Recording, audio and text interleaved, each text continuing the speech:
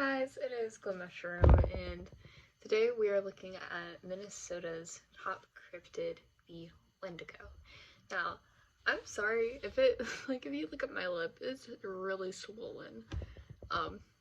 I did not get stung by a bee, I swear. It was just me biting my lip, and don't do that because that is bad for you and you will die. But, yeah. We're talking about Wendigo.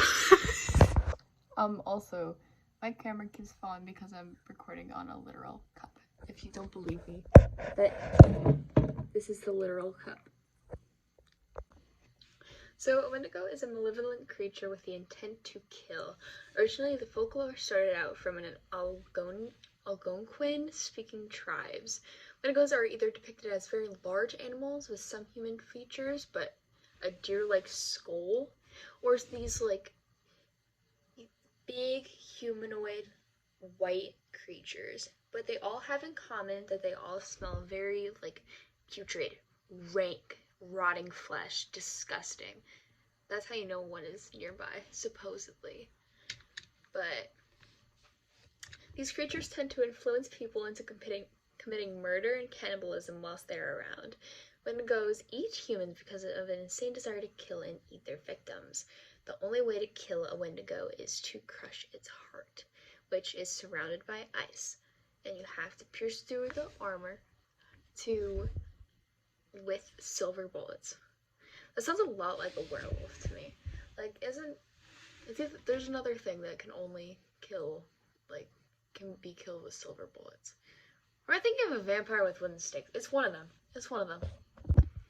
That's just the basic description of the Wendigo, but that's not completely what we're talking about today, because what we're talking about today is the actual supposedly true stories that people have experienced or made up. I'll leave it up to you to decide whether you believe in them or not. So this story was submitted by space_kitty69 about 2 years ago, and not the caption. The title is, I stood face to face with a Wendigo when I was 7. So, this happened when I was 7 years old. I'm sharing this because my older brother reminded me of it. Now that I'm 24 and I can get it out of my head. This was very traumatic for me because after this event, a bunch of other things started to happen. This is how it started. Growing up, and now I live in a haunted state and live 5 miles away from the most victorious haunted forest. My mom used to tell my brothers and I that she would hear walking by the forest the murders that happened, how she saw Pukwoodjies. I don't know how to say that.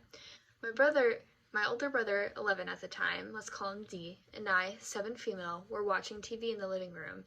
It was dark outside, must have been a new moon. If you were sitting on the couch and looked to your right, you would see the glass sliding door which feed the backyard. Mind you, it was an acre long and tall trees lined the perimeter. I was tired and decided to get my ritual glass of milk before bed, but I stood up and saw what was glaring at me through the glass door. It was taller than the effing door. It was skinny in the torso, but its chest was broad. It was white with tall ears. I want to say it looked like the white version of Donnie Darko. I was about 15 feet from the glass door. I froze. It didn't move. It just kept looking at me. It could not have been anyone else because we lived in the middle of the woods. I started calling my brother's name, but Dee wasn't answering me. I started to get louder, now calling for my mom. Her room was on the other side of the couch, so she was there in a heartbeat. She looked through the back door, looked at Dee, then told me to just sit back down. I couldn't understand why I was the only one freaking the F out. I laid on the couch facing away from the glass door. Dee put blankets on me and we both fell asleep on the couch. Well, 2021, D calls me from jail. He's been there since I was 13. This is how the conversation went. D: Hey, can I ask you something? Me: What's up? D: Do you remember that night? Me: What night? D: The night where you came out and freaking out. We were young. Remember that scary looking crap that was at the back door? Me: I had a flashback of that night. In quotations. D: Look, I had a dream about it last night and wanted to tell you that I saw it too. I was too scared to do anything. Mom saw it also. The convo had ended because he had so much time on the phone. I felt relief that I knew I wasn't just having a schizophrenic hallucination episode, but my body went numb from the memory of being so scared. I told my significant other about it. He's my best friend. My significant other told me that I came face to face with a Wendigo and how he wasn't surprised because of the small country town I lived in. When I looked up what Wendigo was, my heart sank. That's what I saw. Now I think about it every day. It's been a year since I was reminded of it. I believe it still follows me. So, that one, personally, any of these stories that I've found don't really seem too believable in my opinion, but that's just my perception of it. My lip is really bothering me. I look so weird. But, okay, so this next story is from Bacon Beatdown 1 year ago to not today. The title is called Wendigo Encounter. I've been debating on sharing this story with anyone outside of my small circle of people that were there, but I want to share my experience in hopes that it saves someone's life or give understanding of what someone else has experienced. Late fall in 2010, in northern Canada, I went deep into the wilderness with my father and my eldest brother to hunt for moose. We left early in the morning, just before sunrise, trying to cover as much distance as possible before nightfall. We traveled winding rivers and had repeatedly portage over rapids all day. We decided to set up camp just over halfway to our destination. My father figured that we'd make rest of the journey tomorrow. Well, when everyone bedded down for the night, I decided to go grab some firewood and relieve myself down by the bank of the river just out of reach from the light of the campfire. Out from the tree line, about 15 yards away, I could hear rustling in the bushes. I watched the area where I heard the noise and focused on that spot. I felt kind of funny, dizzy, or lightheaded, and I could smell this putrid stink, like old milk or rotten food. Then I saw the tree start to morph and move ever so slightly and began to take the shape of a head and slight facial features. My eyes began to adjust to the darkness, and along the tree line I heard a voice coming from there. I recognized it. The voice sounded like one of my relatives who had recently passed. The face took shape of my relative. "Hello," they said. "I've missed you. Come see me." I smiled and stepped forward a bit, but stopped to analyze the situation. My relative's face stopped smiling and became emotionless. The skin began to turn pale and peel away. Chunks of flesh from their cheeks began to fall away, and I felt shocked and overwhelmed in my body. I couldn't make sense of it all, so I started to back away and make my way to camp, and realized at the time that I'd been walking towards the voice, and I was farther and farther away from the firelight. The voice became angry and began shouting at me to come here, so I turned and ran away. But as I looked back one more time, I saw the most disgusting thing I have ever seen. It was rotting flesh on gnawed bone, caved-in eyes, and a hollow chest cavity. The humanoid creature was tall and super thin. I ran as fast as I could, trying to yell for help, as the fear had made my voice quiet and raspy. I ran along the river bank, and I could hear the heavy breaths and stomping feet of this thing right behind me. I made it onto the top of the river bank, but it grabbed hold of my leg as I jumped up. I gripped and tore the grass, trying to lift myself and yell as loud as I could. Then finally my voice came back, and I yelled that, "Someone has my leg!"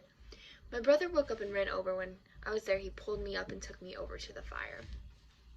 I was terrified, trying to explain what I saw, and then it looked like my relative, but not. I was trying to convince them that I wasn't seeing things, but my brother nodded his head and said, "I saw it too. I know." That solidified it. He acknowledged that it was real. We stayed up all the night after, rifles loaded and close by.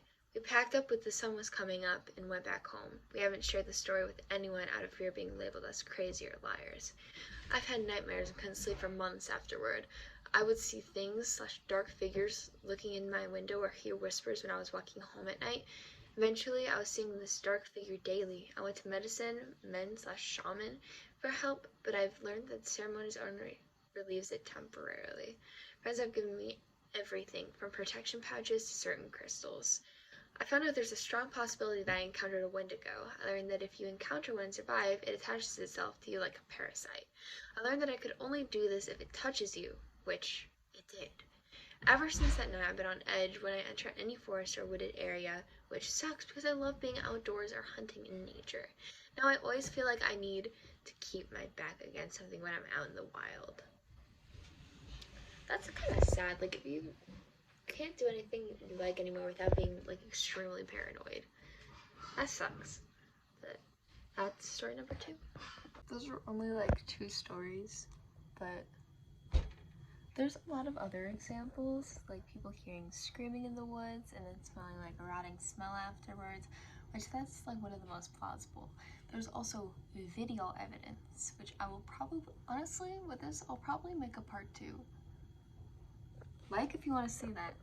Like and subscribe.